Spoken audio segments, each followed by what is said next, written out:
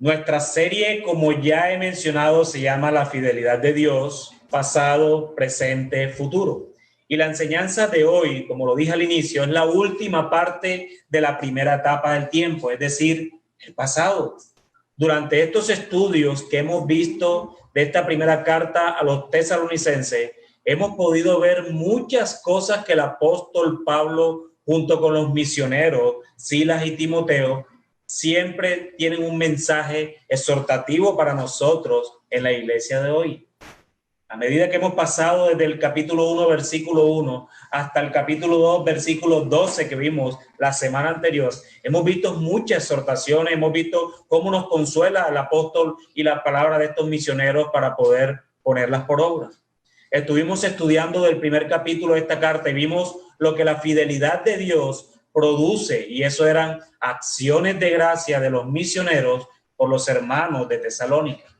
Acciones de gracias por la vida, acción de gracias por la constancia y por la elección soberana de Dios sobre estos hermanos. Dios los eligió a estos hermanos que estaba Pablo predicándoles o escribiéndoles esta carta. Los eligió desde antes de la fundación del mundo. No los eligió en el momento que leyeron la carta, no los eligió en el momento que Pablo anteriormente había ido a visitarlos en su viaje misionero. Ya Dios los había elegido desde antes de la fundación del mundo, como nos elige a todos, como ha elegido a todo su pueblo desde antes de que las cosas existieran. Pero también estuvimos viendo acerca de la fidelidad de Dios en la conversión y cómo los creyentes de Tesalónica fueron imitadores de los misioneros, pero sobre todo de Cristo. Pero también cómo fueron ejemplos de otros pueblos cercanos. ¿Recuerdan? Acaya y Macedonia, como ellos eran ejemplos de estos dos pueblos de Acaya y Macedonia, de creyentes que vivían en estos dos pueblos que estaban ahí cerca a Tesalónica. Pero sobre todo también cómo llegaron a ser testigos de Cristo en el resto de los territorios, hasta tal punto, amados hermanos, que esos misioneros ni siquiera tuvieron necesidad de decir nada de lo que había pasado en Tesalónica. Todo el mundo hablaba de estos hermanos de Tesalónica. Todos esos comentarios llegaban a oídos del apóstol Pablo, de Silas y de Timoteo. Eso es lo que vimos en todo el capítulo 1. El jueves anterior estuvimos estudiando la fidelidad de Dios en la misión y cómo esta debe ser.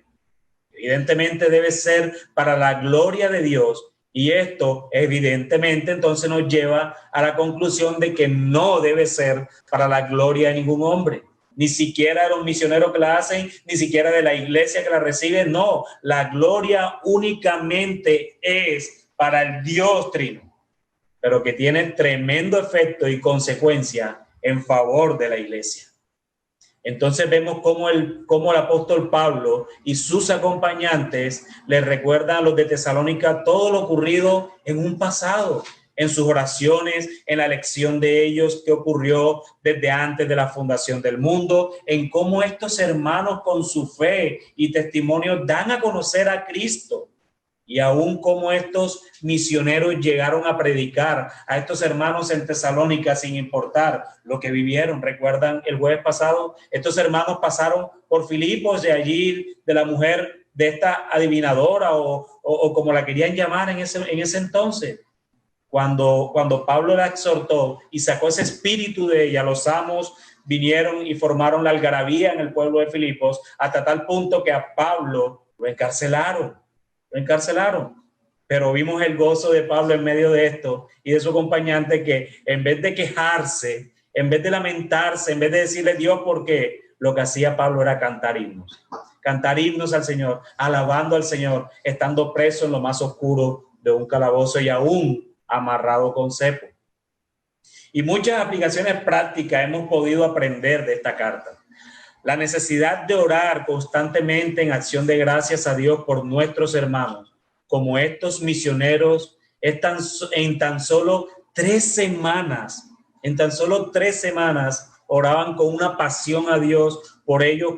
Cuánto más nosotros entonces, que nos conocemos hace meses, incluso años, deberíamos orar por nuestros hermanos, por sus vidas, por su constancia en la fe, por la lección que Dios le dio por pura misericordia. pero también cómo debemos imitar los buenos ejemplos y sobre todo a Cristo. Cómo debemos ser ejemplos para otros hermanos y cómo debemos testificar de Cristo al mundo en nuestra predicación y comportamiento.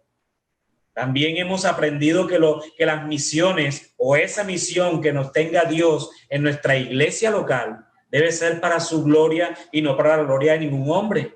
Y también cómo el cuerpo de Cristo, esa iglesia local, se beneficia de las misiones que el mismo Señor da.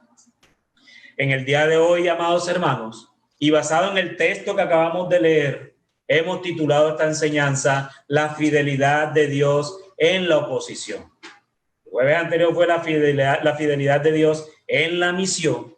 Hoy, la fidelidad de Dios en la oposición. Y quiero ver estos aspectos a la luz de estos tres encabezados. La fidelidad de Dios, en primer lugar, la fidelidad de Dios en la oposición. En primer lugar, permite recibir su palabra a los creyentes.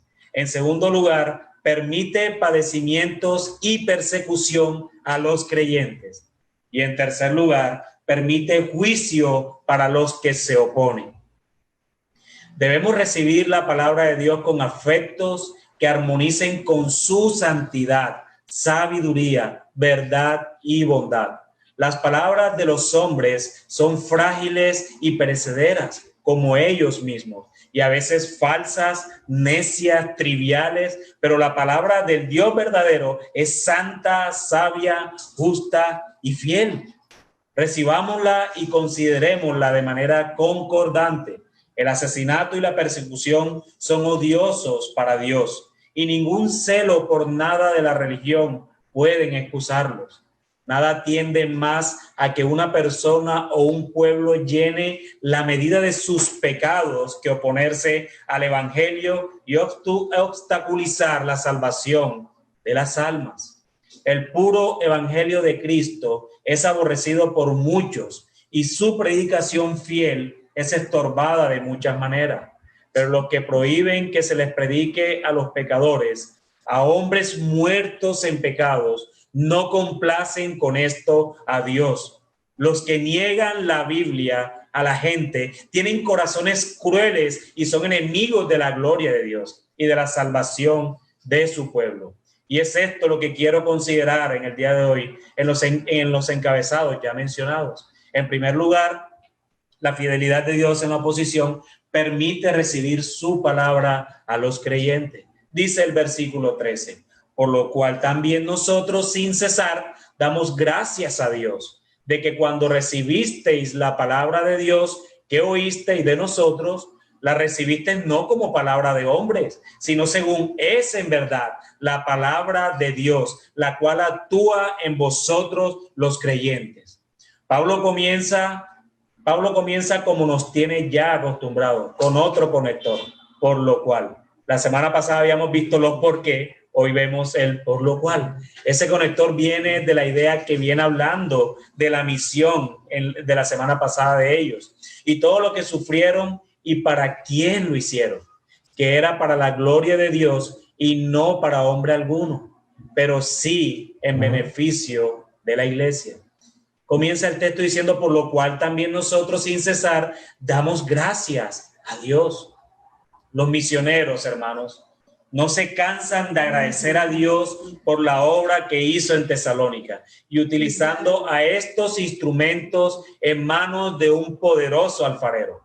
A veces creemos que las oraciones intercesoras no son importantes, pero Pablo, a la altura de este segundo capítulo, nos ha mostrado cuánto oraba intercediendo por estos hermanos de Tesalónica.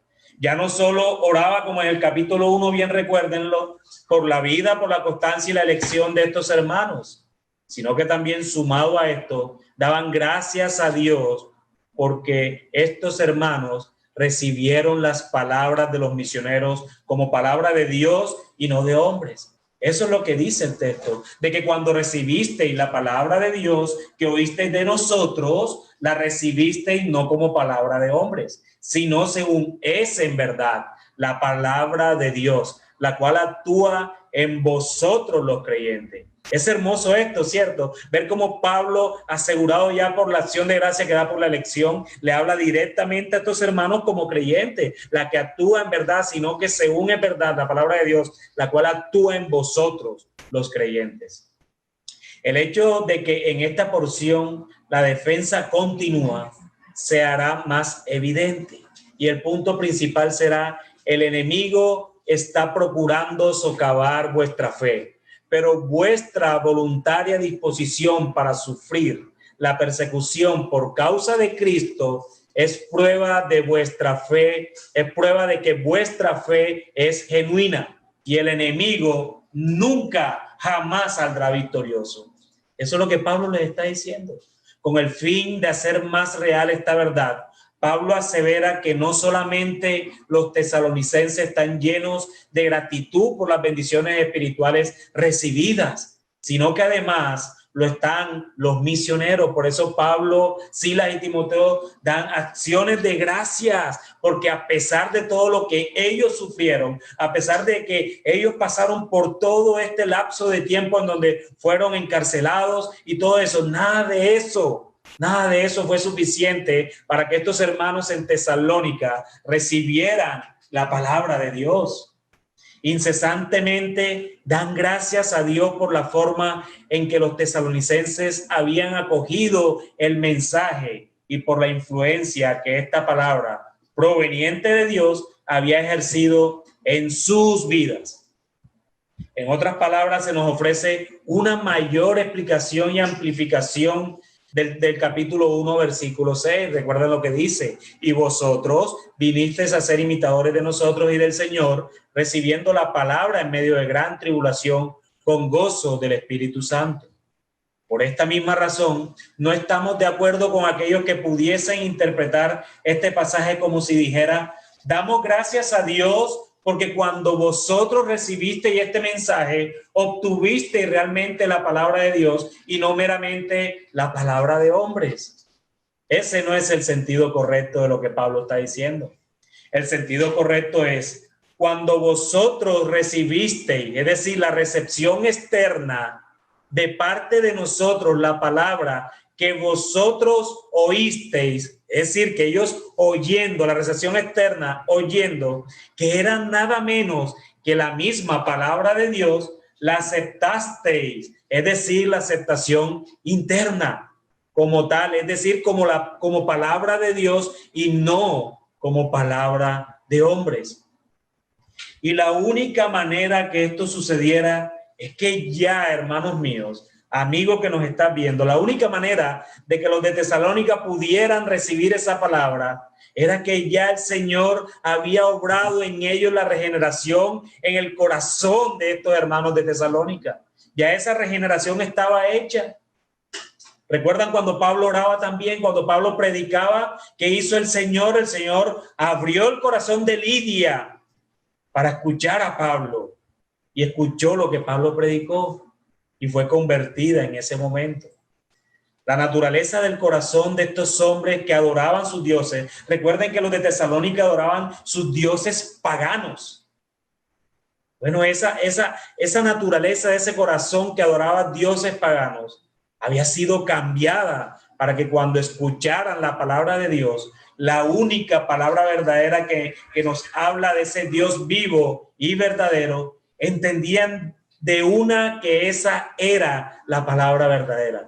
No era quienes predicaban en Tesalónica, amados hermanos. No era quienes predicaban, sino lo que predicaban. Ellos enseguida pudieron percibir en sus corazones que lo que Pablo, Silas y Timoteo estaban diciendo era palabra de Dios. Entonces la palabra de Dios la que convierte los corazones por la obra del Espíritu Santo, quien regenera cada corazón. El carácter genuino de esa aceptación se evidencia por el hecho de que esta divina palabra estaba realmente produciendo frutos en la vida de los hermanos de Tesalónica, como lo dice el pasaje del capítulo 1, versículos 6 al 10 que estudiamos ya hace 2 semanas. Ya lo señalamos, que eran imitadores, que eran ejemplos y testigos. Esos frutos daban fe de que ellos habían recibido la palabra que era únicamente de Dios y no era palabra de hombres.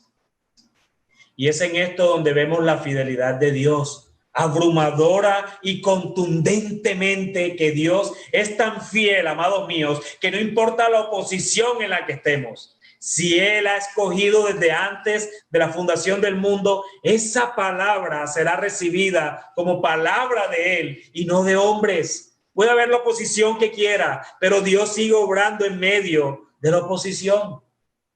Y esto me lleva a que meditemos en algo, hermanos, y quiero que lo veamos como una aplicación.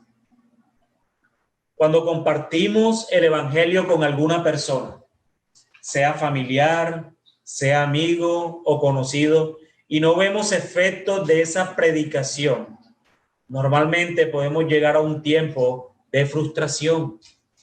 Pero temo, hermanos, que muy dentro de nuestros corazones queremos cambiar esos corazones y no descansamos en el poder de Dios, de que si Él quiere, Él hará. No es que tú o yo podamos cambiar esos corazones, no, es el Señor quien lo hace. Y si Él quiere y Él usa esa predicación que tú le has dado, esa predicación del Evangelio de Cristo, si Él quiere, Él hará. Nosotros, hermanos, hagamos nuestra parte y hagamos lo que hacen estos misioneros, dar gracias a Dios por el efecto que tenga el compartir el evangelio de Cristo con el poder del Espíritu Santo, y descansamos en ese poder que es infinitamente mayor a nosotros mismos. Juntémonos todos los creyentes de este mundo y el poder del Espíritu Santo es infinitamente mayor a todos juntos. Te pregunto, hermano, ¿compartes el evangelio frecuentemente con esa convicción? ¿O quizás descansas más en tus fuerzas o lo que tú puedas hacer? ¿Será que tú descansas en el poder de Dios, en el poder de ese Espíritu Santo, en ese mismo poder que levantó a nuestro amantísimo Señor de la tumba? Es ese mismo poder, para que tengas una idea, es ese mismo poder quien obra en los creyentes y quien obra en aquel que ha de ser salvo. No descanses en tu fuerza, amado hermano. No descanses en tus fuerzas. Tenemos quizás hermanos de sangre, padres, familiares, amigos del pasado que no conocen a Dios, que le han rechazado. Tal vez no de boca, no lo dicen a voz populi, pero sí con sus obras. Y eso duele, hermanos, y eso duele mucho. Pero debemos descansar y dar gracias a Dios, pero sobre todo confiar en que a Dios no le impide una oposición o persecución para llamar a los suyos. No va a haber nada que impida a que los que han de ser salvos sean salvos. Nosotros sigamos sembrando las semillas que Él nos ha dado para sembrar. ¿Por qué? Porque Él nos ha dado este misterio de la piedad, este ministerio de la piedad, y es compartir el evangelio, y Él dará o no el crecimiento según el puro afecto de su voluntad. No se cansen, hermanos, de predicar este glorioso evangelio que levanta muertos y les da vida conforme a la voluntad de Dios. Ya pasó con nosotros algún día en el pasado. Entonces confiemos que el Señor seguirá salvando hasta que nuestro Señor Jesucristo vuelva en gloria. Y nosotros tenemos que confiar en esto. ¿Por qué creemos que el Señor sigue salvando en estos tiempos? Sencillamente porque Jesús no ha vuelto. Esa es la única razón por la cual nosotros debemos descansar y debemos saber que Dios sigue salvando, sigue trayendo muertos a la vida, sigue trayendo gente que está en tinieblas a la luz de Él, que es admirable. Pero irónicamente, hermanos, la misma fidelidad de Dios que permite que sus hijos reciban su palabra es la misma fidelidad de Dios en la oposición que permite padecimientos y persecución a los creyentes. Versículos 14 y 15.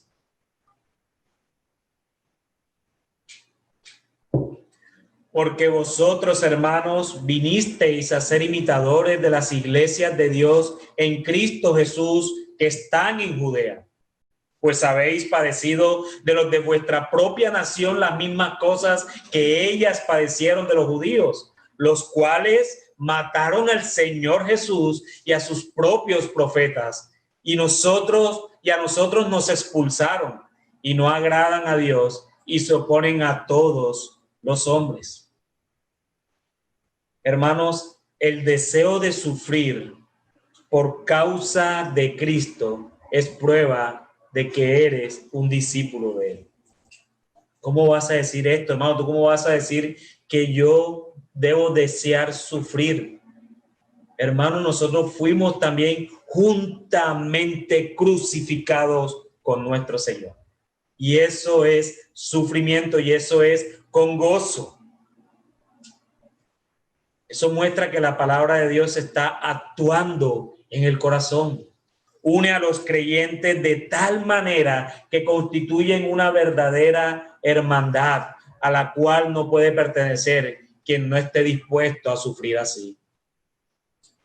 ¿Estás dispuesto a sufrir? ¿Tú como creyente alguna vez has meditado de que debes sufrir, de que quieres sufrir, de que te gozarás en el sufrir? En realidad, los tesalonicenses no solamente deseaban sufrir, sino efectivamente experimentaron la persecución.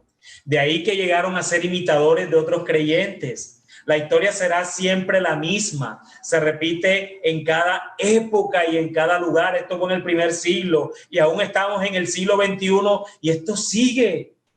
Es imposible para el verdadero creyente el no sufrir persecución en algún sentido.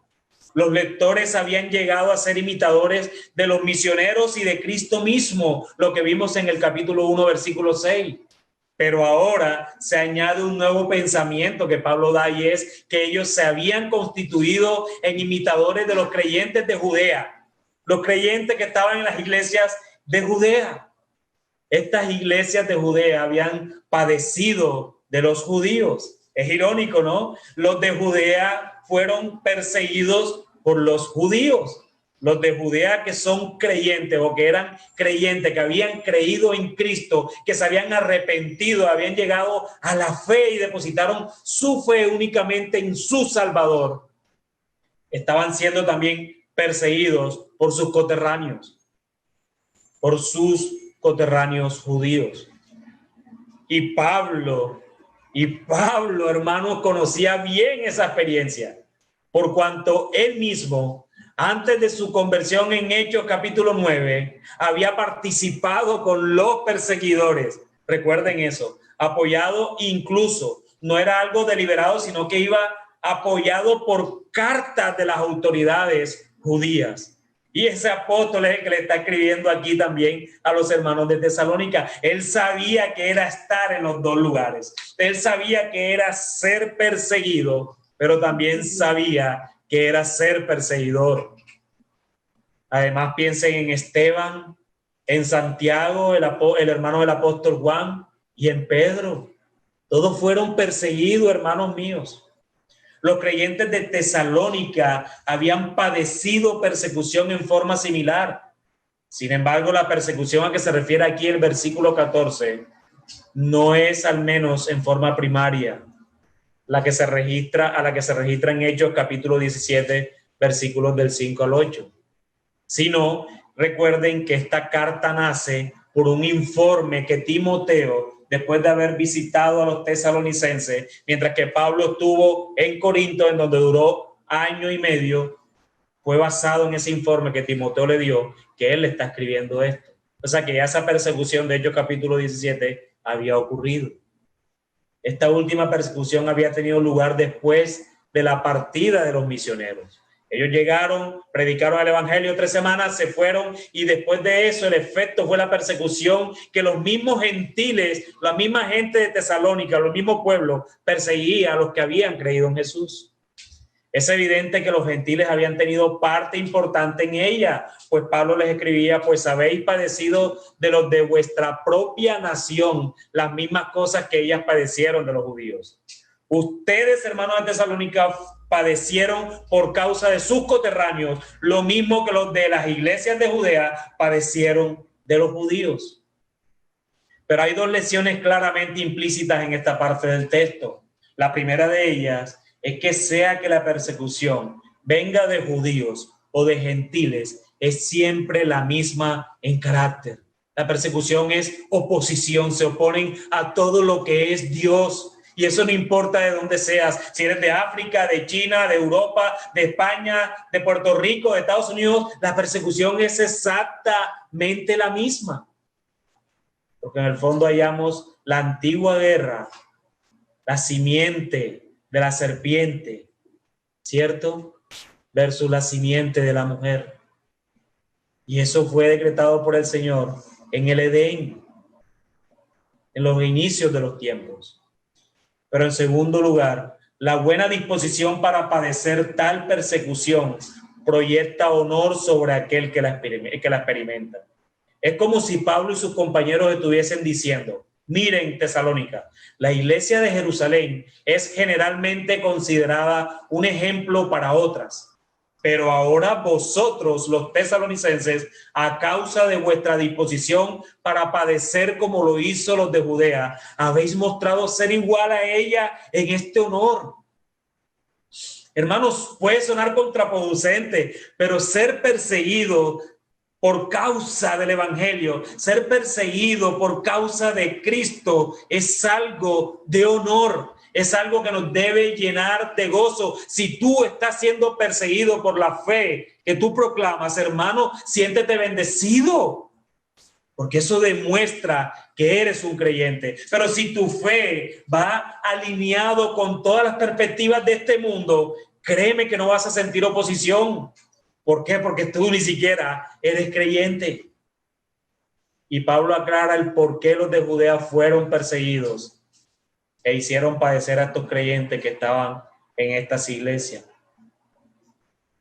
Sigue diciendo el versículo 15, los cuales mataron al Señor Jesús y a sus propios profetas, y a nosotros nos expulsaron, y no agradan a Dios y se oponen a todos los hombres. Todos los intentos, incluyendo los modernos ahora en el siglo XXI, para mitigar la culpa de los judíos al matar a Jesús, diciendo que no fueron ellos, sino que fueron los gentiles, y específicamente Pilato fue el que lo mató, o el que cometió este crimen. Pablo derrumba todos esos argumentos solo con este texto. Él está confirmando, siendo judío, que esos judíos mataron al Señor Jesús, mataron a los profetas, y a nosotros nos expulsaron. De la misma manera que en Tesalónica los judíos habían alborotado al pueblo gentil, así también tiempo atrás en Jerusalén habían usado a Pilato como instrumento para llevar a cabo la crucifixión de nuestro Señor. Pero fíjense cómo Pablo, habiendo mencionado a Jesús, dirige el pensamiento a los tiempos de los profetas del Antiguo Testamento y luego hacia adelante a los apóstoles del Nuevo Testamento, particularmente a él mismo, a Silas y Timoteo. Así que vemos claramente que en el fondo la hostilidad está siempre dirigida en contra de la figura central, o sea, el Señor Jesucristo mismo. Pablo es testigo de esto incluso. Pablo en su conversión, cuando Cristo se le apareció, ¿qué le dijo? Saulo, Saulo, ¿por qué me persigues? Y era que Pablo estaba persiguiendo a Cristo. En teoría pareciese que no, estaba persiguiendo a los cristianos porque ya Cristo había ascendido. Pero aún Cristo le está diciendo, tú me estás persiguiendo porque estás persiguiendo a aquellos que se les ha sido dado este misterio de la piedad. Así que tú sí me estás persiguiendo. Por eso siempre el que va a ser perseguido somos los creyentes físicamente, pero al final es el evangelio de Cristo el cual es el que se le va a hacer oposición. La sentencia de Pablo y no agradan a Dios es, por supuesto, una típica expresión moderada. El glorificar a Dios y agradarle es la finalidad de la asistencia humana. Los seres humanos fueron hechos a imagen y semejanza de Dios únicamente para que glorificaran a Dios, pero ellos se desviaron. No solo los judíos, Estos judíos no solamente desagradaban a Dios, sino además que se oponen a todos los hombres. Es muy fácil pensar que el no agradar a Dios es oponerme a los hombres automáticamente, a esos hombres que viven como a Dios le agrada. Ellos se opusieron a todo hombre que vivía conforme a la voluntad de Dios en el evangelio de nuestro Señor Jesucristo. Es probable que el apóstol estuviese pensando en las palabras textuales de Jesús respecto a los judíos. Por ejemplo, las palabras tales como las que se registran en Mateo capítulo 23, del 37 al 39. Jesús dijo: Jerusalén, Jerusalén, que matas a los profetas y apedreas a los que te son enviados. ¿Cuántas veces quise juntar a tus hijos como la gallina junta sus polluelos debajo de las alas y no quisiste? He aquí vuestra casa os he dejado desierta, porque os digo que desde ahora no me veréis hasta que digáis: bendito el que viene en el nombre del Señor. Y yo creo, amados hermanos, que esto sirve de aplicación para nosotros en este tiempo. A veces solo pensamos en la imitación de buenos ejemplos y obviamente del Señor Jesús, pero solamente pensamos en la imitación de ellos es en el sentido positivo. Hay que leer las escrituras como lo hacen hermanos piadosos, dicen. Oremos como ellos lo hacen. Hagamos buenas obras como ellos las hacen. Y eso está bien, hermanos. Eso no tiene nadie. Está bien imitar buenos ejemplos como lo veíamos hace 15 días, pero sobre todo imitar a Cristo y cómo Él vivió. Pero cuando estamos al frente de la persecución y del desprecio, a veces queremos tomar atajos. Nos acomodamos. No queremos padecer, amados hermanos, por causa del evangelio. Lo veíamos el domingo y aún en el discipulado queremos ensanchar o agrandar el camino para ver si podemos entrar con nuestras cargas. Pero no es así, hermano.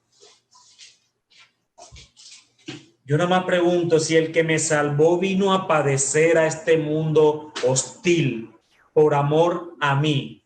Yo no puedo esperar algo menor para mí.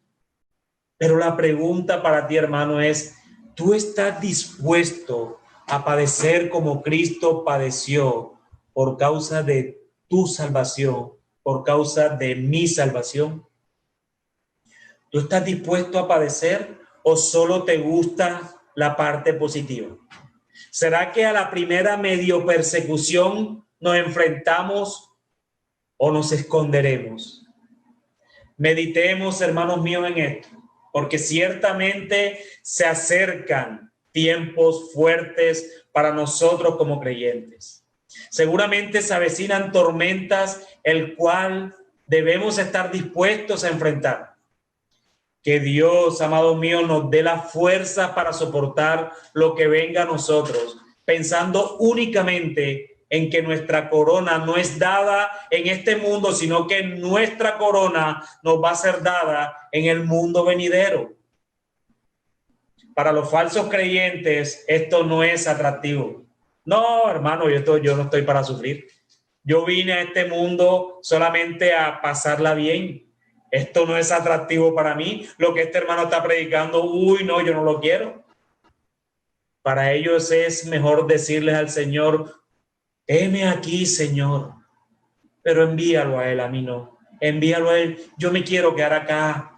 A mí déjame en mi zona de confort. Hermano, Isaías en ese texto del capítulo 6 de su profecía, se dispuso a ir. Heme aquí, Señor, envíame a mí. Pero a ir sin ni siquiera saber lo que le esperaba. Y si ustedes leen todo el capítulo 6 de Isaías, podemos conocer por el libro a qué fue llamado. Y esto seguramente no es atractivo para los predicadores de hoy. A los predicadores de hoy les gusta estar en zona de confort, predicando la prosperidad, pero no es así. No es así. Se avecinan tiempos difíciles, hermanos. Quizás ya estamos en esos tiempos difíciles. Quizás tú no puedes ver oposición en estos momentos, pero tal vez yo sí. ¿Por qué nuestra iglesia todavía no se reúne, por ejemplo? ¿Por qué las iglesias todavía están cerradas? en este país? ¿Será que hay o no hay oposición aquí? Habiendo abierto otros lugares en donde hay aglomeración de personas también. ¿O es que los creyentes somos los más desordenados de todos?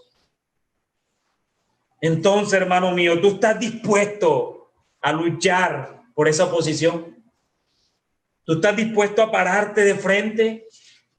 Hemos visto ya iglesias que están sufriendo persecución en otros lugares por causa de la predicación del evangelio, porque lo único que esas iglesias quieren propagar no es este virus, es el evangelio de Cristo en el cual hay poder para salvar.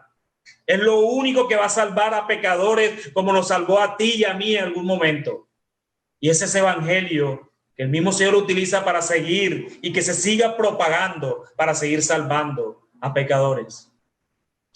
Pero hermanos, este padecimiento y persecución que vivimos como creyentes y que es permitido por Dios mismo, también se vuelve juicio contra aquellos que nos lo hacen. Y es esto lo que me lleva al tercer encabezado. La fidelidad de Dios en la oposición permite juicio para los que se oponen.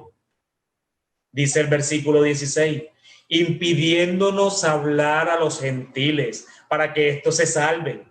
Así colman ellos siempre la medida de sus pecados, pues vino sobre ellos la ira hasta el extremo. Por eso el apóstol Pablo les decía que esos hombres que se oponían no agradaban a Dios. Y la razón fundamental de esto era lo que acabamos de leer, impidiéndonos hablar a los gentiles para que estos se salven. Este impedir por parte de los judíos no era que ellos podrían hacerlo efectivamente, ya que el evangelio no puede ser detenido por nadie. Aún Pablo estando en la cárcel lo vemos cuando él dice que está en la cárcel, cuando le escribe a los filipenses que él se goza porque la palabra de Dios sigue extendiéndose. Estos personajes judíos se esmeraban lo más que podían para molestar a los que predicaban el evangelio y que estos no pudieran predicarle a los gentiles tal acción de predicación. Es decir, estos judíos eran estorbos, viéndolo desde el significado de la palabra en griego que Pablo utiliza aquí, estorbo. Son un estorbo para la obra y su oposición constante los señala como enemigos de todos los hombres, ya que cuanto más se extiende el evangelio, mayor es el bien que viene a todos los hombres. Entonces, por eso son enemigos de los hombres. Con respecto a los judíos, la antigua historia se repite. Historia de su rebelión en contra de Dios. Vez tras vez en tiempos pasados se había hecho patente aquel espíritu de obstinación. Por ejemplo, en el viaje por el desierto desde Egipto a Canaán, eso que vemos en Éxodo, durante el período de los jueces también, durante el reinado de varios reyes, justamente antes de la cautividad babilónica, en el misterio de Cristo, especialmente en Gólgota, llegando a su clímax en el período inmediato.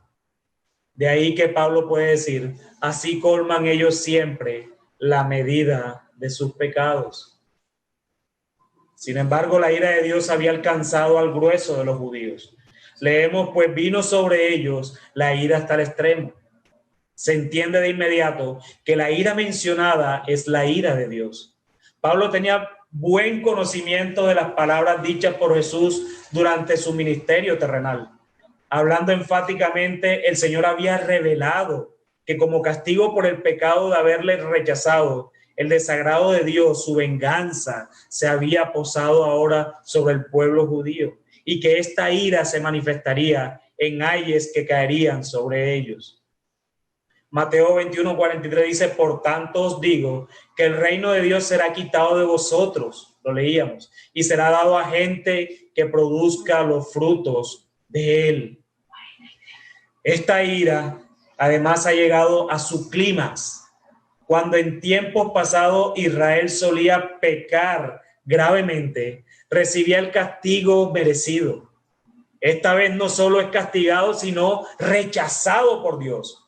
Ahora Dios mismo endurece a Israel con un endurecimiento que se prolonga hasta que la plenitud de los gentiles haya entrado.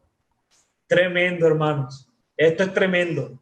Es declarar además que si bien la ira de Dios se dio hasta el extremo contra el pueblo judío, no es contra todo ese pueblo, sino contra una mayoría que se opuso a Cristo y a su evangelio.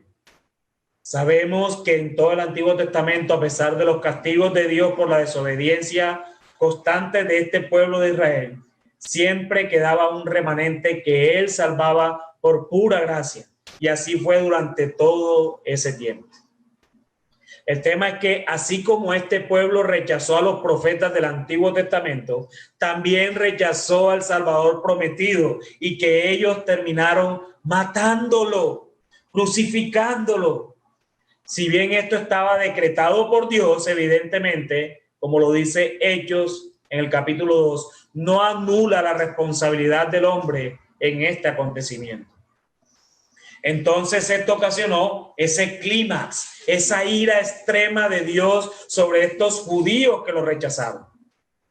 Pero hermanos, esto no es solo para los judíos que se opusieron en ese entonces a estos misioneros, a Pablo, a Silas y Timoteo, para que pudieran llegar a los gentiles, sino que también es el mismo Dios inmutable, ese Dios que no cambia, que actúa hoy sobre todo aquel que se levanta en contra de él. Vemos cómo el mundo, hermanos, hay gobiernos, impiden que se predique la palabra de Dios.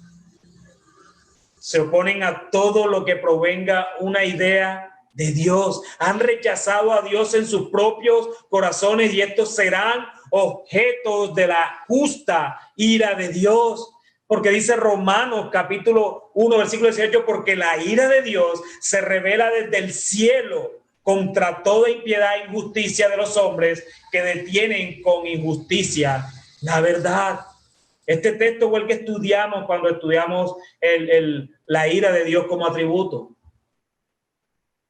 Pero hermano mío, descansa. Siempre está dispuesto a que te persigan por causa de Cristo. Pero descansa en Dios porque de Él es la venganza. Y vendrá el día en que todo saldrá a la luz y toda rodilla ha de doblarse.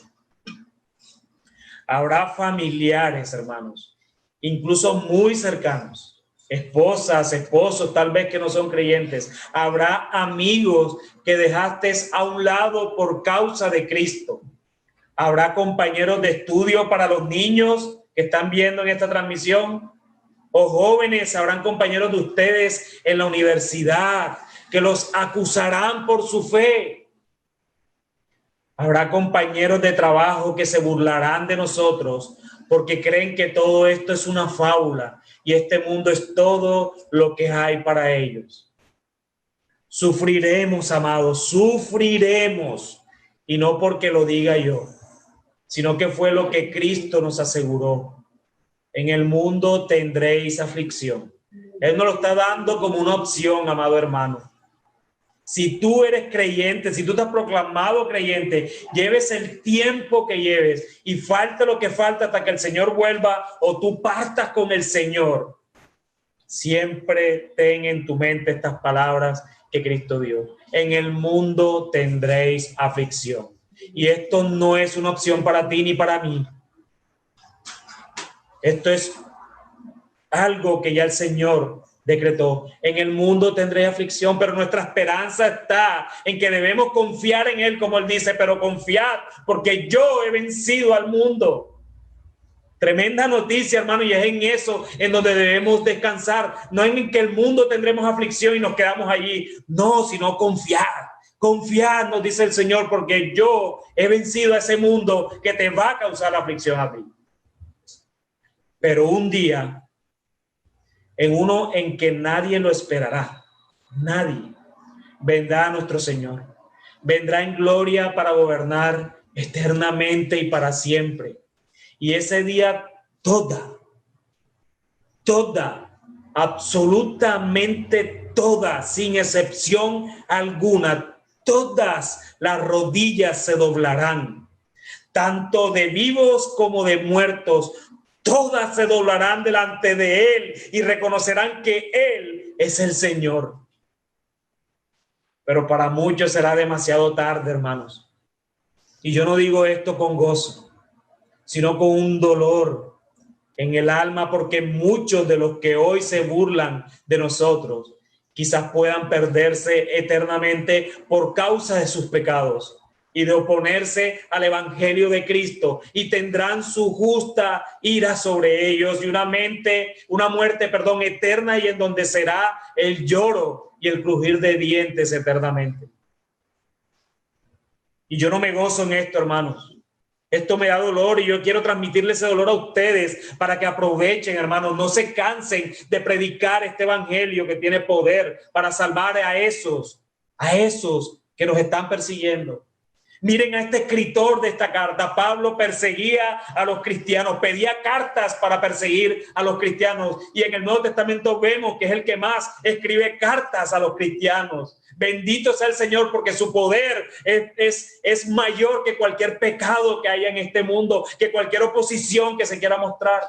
Bendito sea el Señor por siempre y para siempre. Amén. Sigamos predicando el evangelio, porque es por la locura de esta poderosa palabra que muchos podrán venir en arrepentimiento y fe al Señor y serán salvados para Él, por Él y de Él, hermanos míos.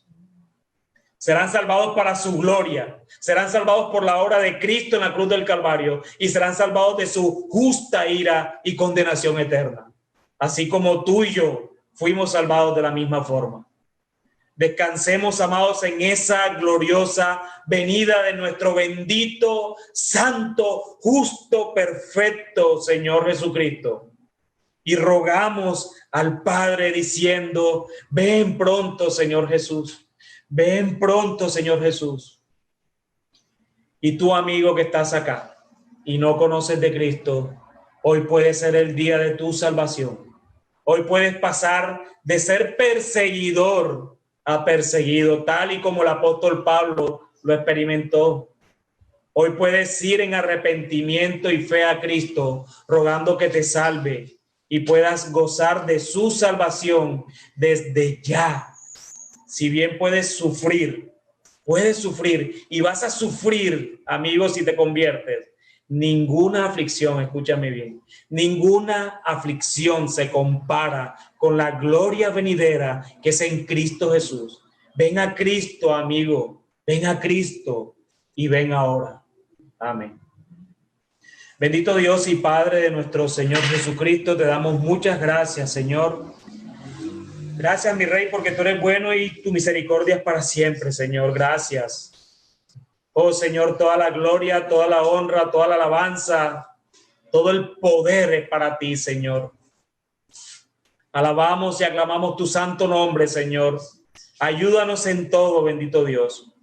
Ayúdanos a imitar a estos hermanos de Tesalónica que aún en la oposición de sus coterráneos, aún siguieron perseverando en la fe, Señor. Ayúdanos a nosotros también a poder perseverar con la fuerza del Espíritu Santo, Señor, armados con toda la fuerza del Espíritu Santo, mi Rey, para poder tener discernimiento, Señor, y poder tomar decisiones en medio de esta oposición, Padre, o en medio de cualquier aflicción u oposición que podamos sufrir en este mundo, Señor. Tú nos prometiste la aflicción, Señor, y también nos prometiste el consuelo, Señor, que confiáramos en ti, y en ti confiamos, mi Rey. Ayúdanos, Señor. No nos dejes caer, no nos dejes dormirnos, Señor, en el letargo espiritual, no nos dejes que nos durmamos allí, Señor, sino que nos levantemos a una sola vez, a una sola voz, Padre, para proclamar tu nombre como iglesia, Señor.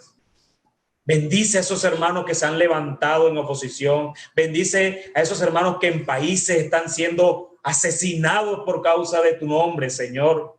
Wow, Señor, qué ejemplo que tú nos das a nosotros, Padre. Qué ejemplo, Señor. Bendícelo, Señor. Y bendice a mis hermanos de esta iglesia bíblica de la ciudad, Señor. Dale el discernimiento, Señor, tanto a ellos como a mí, para poder, Señor, soportar la aflicción, soportar la oposición, y que esto no nos impida seguir predicando y proclamando tu palabra, Señor, porque sabemos que en medio de esta oposición tú sigues obrando en los corazones de aquellos que tú has llamado desde antes de la fundación del mundo, Señor. y en eso descansamos. Padre, nosotros solo somos unos instrumentos, no somos nada, Señor. Tú eres el alfarero, tú eres el poderoso, tú eres el victorioso, Señor, y a ti sea toda la gloria, toda la honra, Señor, por los siglos de los siglos, por el poder del Espíritu Santo, Señor, y en el nombre de nuestro bendito y amantísimo Señor Jesucristo. Amén y amén.